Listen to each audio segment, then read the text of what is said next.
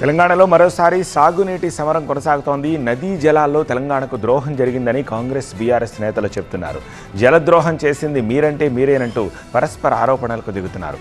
కేసీఆర్ తెలంగాణ సాగునీటి రంగానికి మరణ శాసనం రాశారని కాంగ్రెస్ ఆరోపిస్తే సీఎం రేవంత్ రెడ్డి తెలంగాణ నీటిని ఆంధ్రకు దోచిపెడుతూ చంద్రబాబుకు గురుదక్షిణ అందిస్తున్నారని బీఆర్ఎస్ విమర్శిస్తోంది.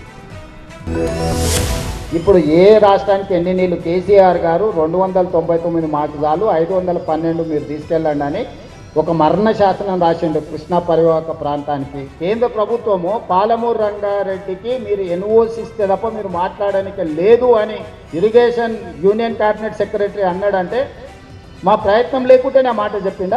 ముఖ్యమంత్రి రేవంత్ రెడ్డి ఏపీ జలదోపిడికి సహకరిస్తున్నారన్నారు BRS deputy floor leader Harish Rao. Telangana ప్రజలకు నమ్మక ద్రోహం చేస్తున్నారని ఆరోపించారు ఆయన.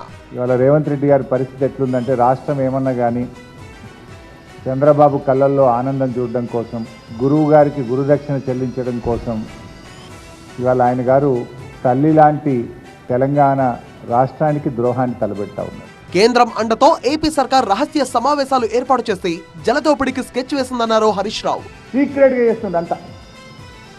ఎంత సీక్రెట్ అంటే అసలు మినిట్స్ ఆఫ్ ద మీటింగ్ ఉండే ఏం జరిగిందో తెలియదు. ఫైనల్గా సంతకాలు పెట్టి అగ్రిమెంట్ అయిపోయే పరిస్థితి ఏర్పడ్డది.